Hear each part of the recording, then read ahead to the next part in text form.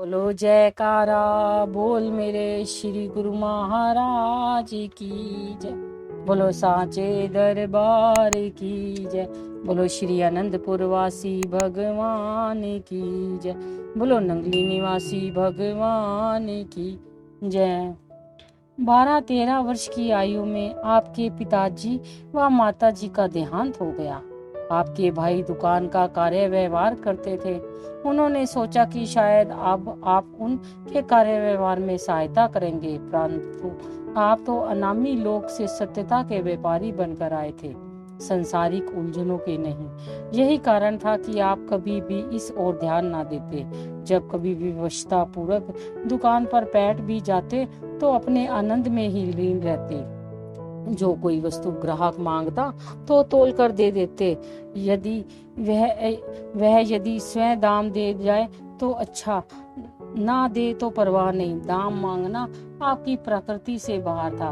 बस फिर क्या था, ग्राहक बड़े भाई की उपस्थिति में या तो आते ही नहीं, यदि आते तो बहुत कम।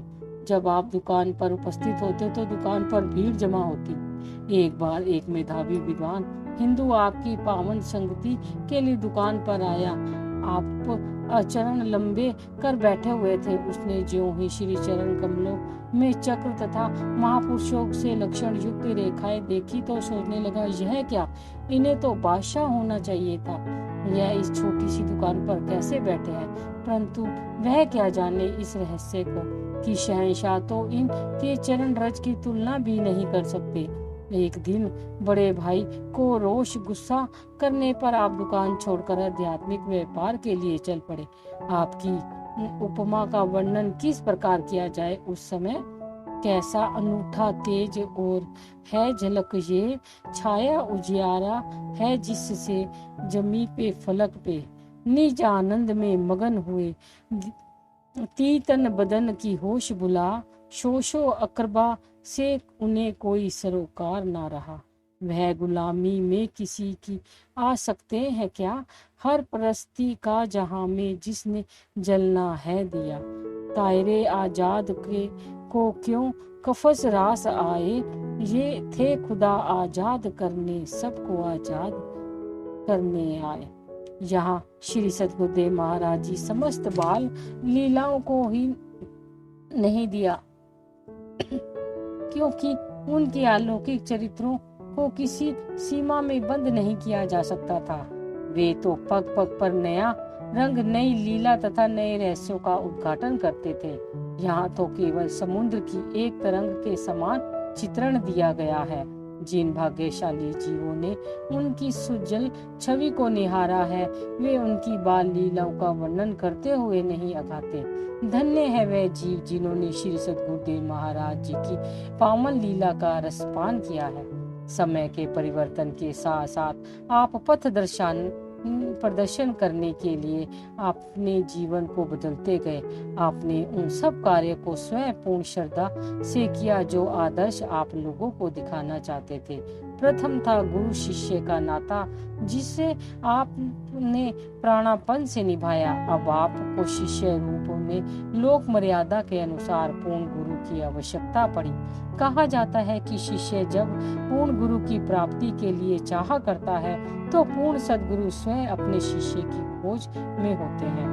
इधर श्री श्री 108 श्री परमहंस दयाल जी श्री प्रथम पातशाही जी, जिनके पावन चरित्र का वर्णन पहले हो चुका है, अपने पूर्ण शिष्य की खोज में थे। जिस प्रकार श्री स्वामी रामानंद जी को श्री कबीर जी, श्री गुरु नानक देव जी को श्री गुरु अंगद देव जी तथा स्वामी रामकृष्ण जी को स्वामी विवेकानंद जी की प्राप्ति पर अपार हर्ष हुआ था, उसी प्रकार श्री परमहंस दयाल जी श्री प्रथम पातशाही जी को अपने पूर्ण तत्वज्ञानी श्री स्वामी स्वरूपानंद जी की प्राप्ति पर असीम उल्लास हुआ। यह वृतांत उन दिनों का है जब दीवान भगवान दास जी ने सांबर क्षेत्र में श्री परमहंस दयाल जी के श्री चरणों में विनय की कि प्रभु तेरी स्थान को तो पुण्यवान बनाइए। श्री परमहंस दयाल जी ने फरमाया कि कभी चलेंगे। इस विनय अनुसार कुछ समय पश्चात अर्थात सन 1904 ईस्वी में श्री परमहंस दयाल जी श्री प्रथम पातशाही जी दीवान भगवान दास जी के साथ टेरी पधारे। यहाँ पर अपने परमार्थ के उपदेशों व सत्संगियों को कृतार्थ करने लगे। तब श्री स्वामी स्वरूपानंद जी महाराज की आयु 19 वर्ष की होगी। जो ही सुना कि यहाँ एक पूर्ण महापुरुष पधारे हैं, उसी क्षण आपके चित्त में उनकी दिव्य दीदार करने की देवी प्रेरणा हुई। आप श्री परमहंस दयाल जी के चरणों में उपस्थित हुए। जिस क्षण श्री चरणों में दंडवत वंदना करके मस्तक झुकाया, हृदय में आनंद की लहरें मचल उठी। उस समय आपको ऐसा प्रतीत हुआ जैसे कुमुद को चांद, मीन को जल और सूर्यमुखी को सूर्य की प्रभा प्राप्त हुई हो। श्री परमहंस दयाल जी श्री प्रथम पातशाही जी को भी ऐसे ही अनुभव हुआ कि जैसे उन्होंने इस ध्येय की पूर्ति के लिए शिष्य को प्राप्त कर लिया। उस समय का दृश्य इस प्रकार था, क्या कहिए नजारा कैसा अद्भुत रंग था छाया कि दो युग पुरुषों के संगम में लहराता सिंधु उमड़ आया। हृदय खुशियां असीम रूहें ये फलक पे बर्क कोंधी, मिटाने को जगत का तम मोह अज्ञान की आंधी। गुरु ने शिष्य को पाया, शिष्य ने गुरु को अपनाया, रूहानियत के मंच पर तुलिका ने रंग बिखराया।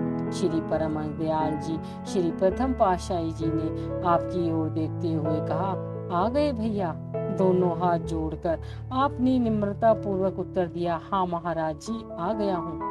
तब श्री परमहंस दयाल जी ने यह फरमाया, अच्छा हुआ कि आप आ गए, अन्यथा स्वयं हमें चलकर आपके पास आना पड़ता। बाहरी दृष्टि से तो ऐसा प्रतीत होता था कि शिष्य को गुरु की प्राप्ति हुई है, परंतु आंतरिक दृष्टि से देखा जाए तो यह दो महान आत्माओं का मिलन हुआ। दो युग पुरुषों की भेंट थी। आध्यात्मिक रंगमंच पर जैसे किसी नव्य भव्य नाटक का सूत्रपात हुआ हो। इस अद्वैत मंत्र के क्रांतिकारी आंदोलन की नींव रखी गई हो, जिस उद्देश्य को लेकर श्री परमहंस दयाल जी ने टेरी में पर्दापरण किया, वह पूर्ण रूप से फूला और फला। टेरी में दीवान साहेब की विनय तो केवल कारण मात्र थी। वास्तव में श्री परमहंस दयाल जी श्री प्रथम पातशाही जी अपने तदरूप परम शिष्य के पथ प्रदर्शक बनाने आए थे। मात्र प्राय भारतवासियों में नए जीवन का संचार करने आए थे। इस दिव्य पुरुष की यह श्री परमहंस दयाल जी से प्रथम भेंट नहीं थी, अपितु दरगाही सम्मिलन था। यह घटना श्री परमहंस दयाल जी श्री पहली पातशाही जी के महान व्यक्तित्व का स्पष्ट प्रमाण प्रस्तुत करती थी, तथा इसमें यह भी ज्ञात होता है कि पूर्ण महापुरुषों का पारस्परिक प्रगाढ़ आत्मिक संबंध हुआ करता था।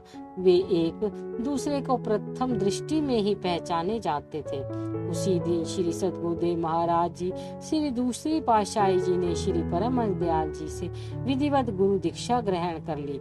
इसके पश्चात भजनाभ्यास में पहले से भी अधिक निमग्न हो गए। अब तो श्री सद्गुरुदेव महाराज जी श्री दूसरी पातशाही जी कहीं पर और श्री गुरु नानक देव जी सा कार्य करने लगते और कुछ महात्मा बुद्ध जैसी कठोर साधना में लीन हो जाते। कभी सरल प्रेम भक्ति के भंडारी बनते बैठते। गुरु दीक्षा के बाद संसारिक कार्य व्यवहार से तो बिल्कुल उपरमता हो गई। घर वालों को यह व्यवहार बिल्कुल अच्छा ना लगता, परंतु आप अपनी मस्ती में उनकी ओर तनिक भी ध्यान न देते। एक बार आप श्री परमहंस दयाल जी के श्री दर्शनों के लिए आगरा जाने लगे। आपके भाई साहिबजान जी ने कुछ रुपए व्यापार के लिए आपको दिए कि आगरा से लौटते हुए कुछ सामान भी लेते आना। जो आध्यात्मिकता आत्मज्ञान के व्यापारी हो, उन्हें संसार की अन्य वस्तुओं से क्या प्रयोजन। सब धन परमार्थ अर्थ लगा दिया, अर्थात चुपचाप ही उस धन को आगरा के लंगर में खर्च कर दिया। जब घर लौटे तो घर वालों ने क्रोधवश इतना ही कहा, जाइए जो आपका दिल चाहे करिए। बस फिर क्या था। दिल की साध पूरी हुई स्वतंत्र बुद्धि तो बाल्यकाल से ही थी। गृह त्याग कर संसारिक जंजलों से दामन छूटा। घर से कस्बा टेरी काफी दूर पर्वतों पर चले जाते। सारा दिन भजनाभ्यास में मग्न रहते। पर्वतों से नीचे उतरने पर भक्त ताराचंद की धर्मशाला में रहते। दोपहर के समय पर्वत से नीचे उतरकर 2-4 घरों से भिक्षाटन कर थोड़ा सा भोजन कर लेते। वह भी कभी चाहा तो कर लिया और कभी ना किया। आपके पिताजी ग्राम के बड़े प्रतिष्ठित पुरुष होने के कारण आपको सभी पहचानते थे, इसीलिए वे धर्मशाला में ही भोजन पहुंचाने लगे। पर्वतों पर कटीली झाड़ियां होने के कारण कांटे आपके सुकोमल तलवों में इस प्रकार तीखे चुभ जाते कि सुमंजल तुलवे छलनी हो जाते।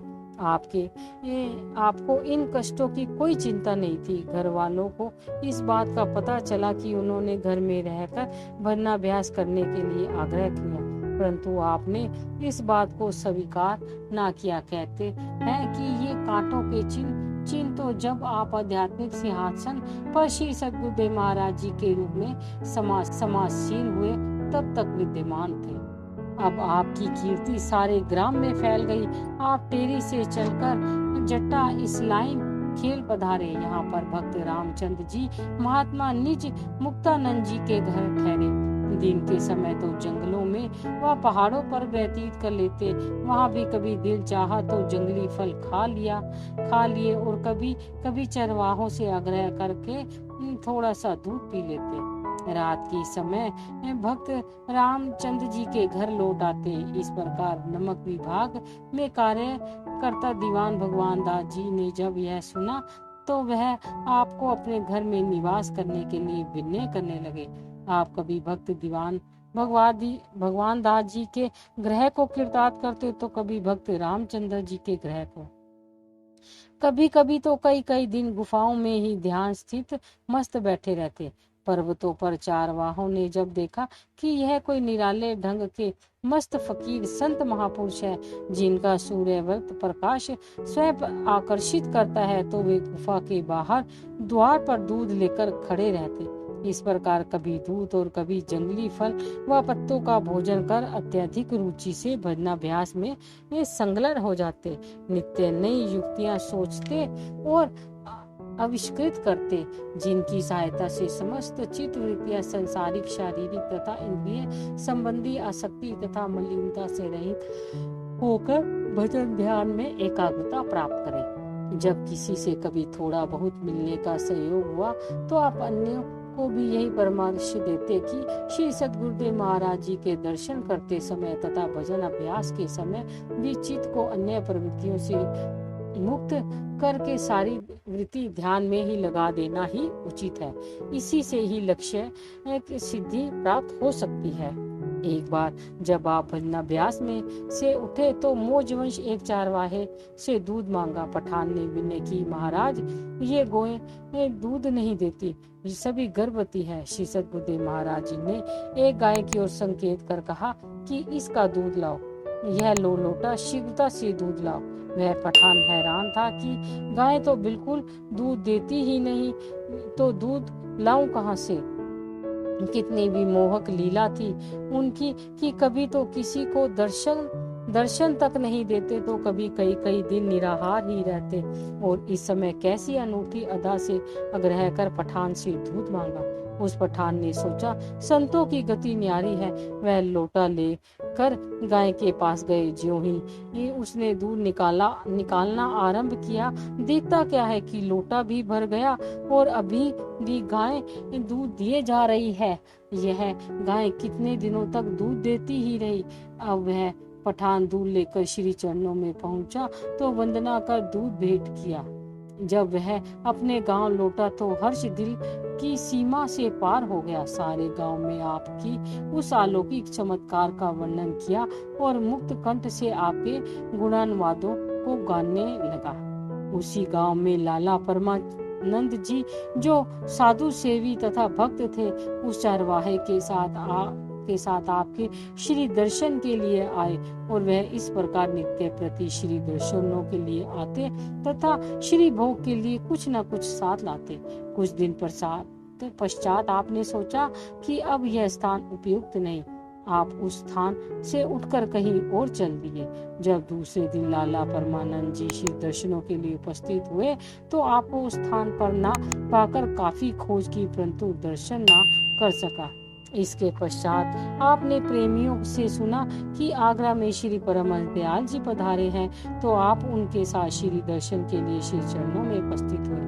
आपके मन में यह अभिलाषा उठी कि स्वतंत्र वेश धारण कर लिया जाए। श्री चरणों में पहुंचकर विनय की। श्री परमहंस दयाल जी ने आपको सन 1907 में साधु वेश प्रदान कर आपका शुभ नाम श्री स्वामी स्वरूपानंद जी रखा।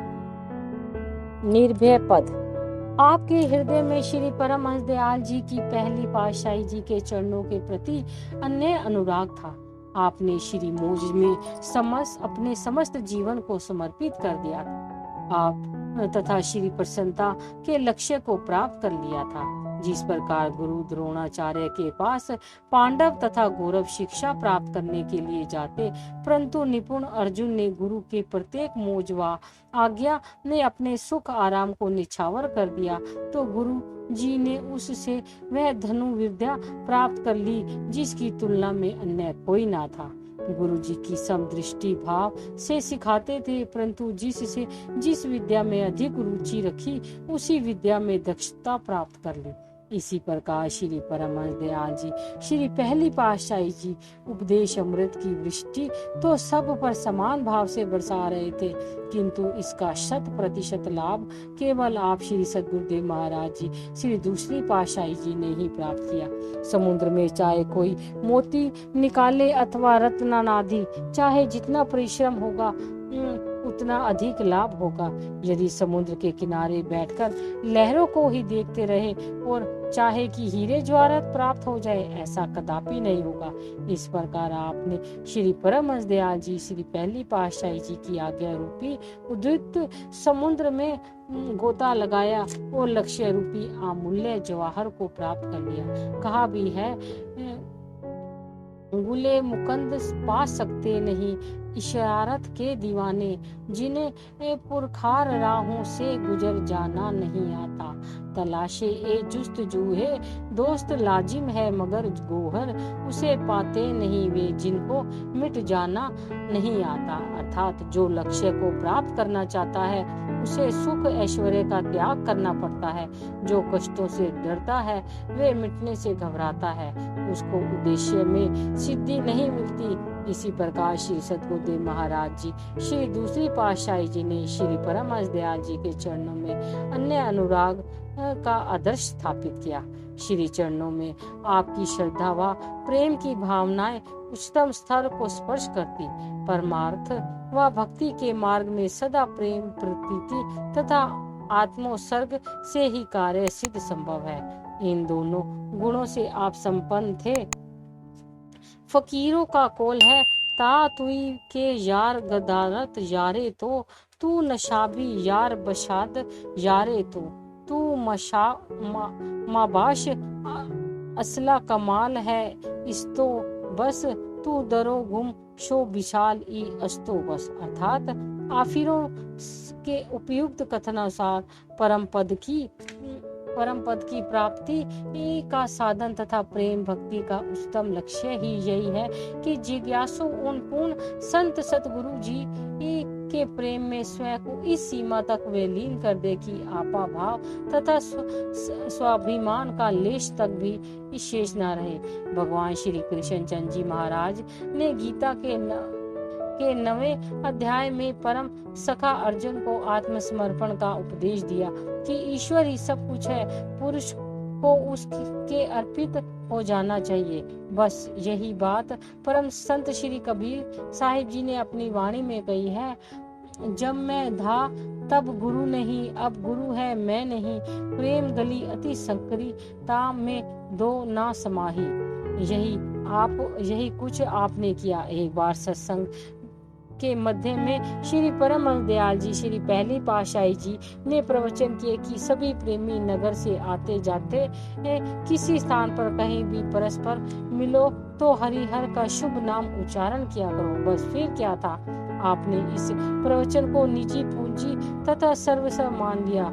इससे बिना मान मर्यादा का ध्यान रखते हुए जब भी किसी से मिलते मुख से हरिहर बोलकर यह मंत्र उच्चारण करते। सभी प्रेमी गुरुमुख ने तो कोई ना कोई समस्या सम्मुख रख कर अथवा किसी ने एक दिन, किसी ने 2 दिन इस आज्ञा का पालन कर पुनः श्री वचन भुला दिए, परंतु आपने तो इस हरिहर मंत्र का संदेश इस प्रकार सारे आगरा में गुंजा दिया कि बच्चे बूढ़े सभी नगरवासी आपको हरिहर बाबा के नाम से स्मरण करने लगे। पंजाबी में उक्ति है, पानी भरण पनिहारी, यहाँ रंगो रंग घड़े, भरिया उसदा जानिए, जिसदा तोड़े चढ़े। अर्थात वास्तविक गुरुमुख तथा प्रेमी तो वही है जो श्री गुरु आज्ञा का पूरा पूरा पालन करे तथा लक्ष्य तक पहुँचे। अब श्री परमहंस दयाल जी ने अपने प्रिय शिष्य को आध्यात्मिक युग निर्माता बनाने के लिए तथा युक्त संचित करने के लिए आगरा में उपयुक्त स्थान जो आपको प्रिय हो खोज कर योग साधना व भजनाभ्यास की आज्ञा प्रदान की। अब उस समय की दशा का वर्णन कैसे किया जाए। इधर आपके हृदय में वियोग का दारुण दुख आ सहा था, उधर श्री परमहंस दयाल जी अपने परम अभिन्न प्रिय शिष्य के प्रेम में अभिभूत हो गए। स्वामी और शिष्य दोनों के नेत्र से अश्रुधारा बह निकली। श्री परमहंस दयाल जी का दिल तो नहीं चाहता था कि शिष्य से विलग हो, परंतु परिस्थिति तथा कार्य पूर्ति का लक्ष्य समस्त रखते हुए उन्हें ऐसा करना पड़ा। इधर परम शिष्य भी श्री आज्ञा का पालन में तत्पर अपनी दयनीय दशा की ओर ध्यान नहीं दे रहे थे। श्री आज्ञा ही शिष्य का जीवन है, श्री आज्ञा ही प्रसन्नता है और श्री आज्ञा ही अपना सर्वसर और लक्ष्य ज्ञान मुख से कुछ कहते ही ना बनता था। परम संत श्री कबीर साहिब जी ने इस लगन के विषय में कहा है कि लागी जाही के लगी, तन मन चित में लागी, धुआं न बाहर प्रगटी है, अंतर लागी आगी, छाती धड़के मन डरे, हाथ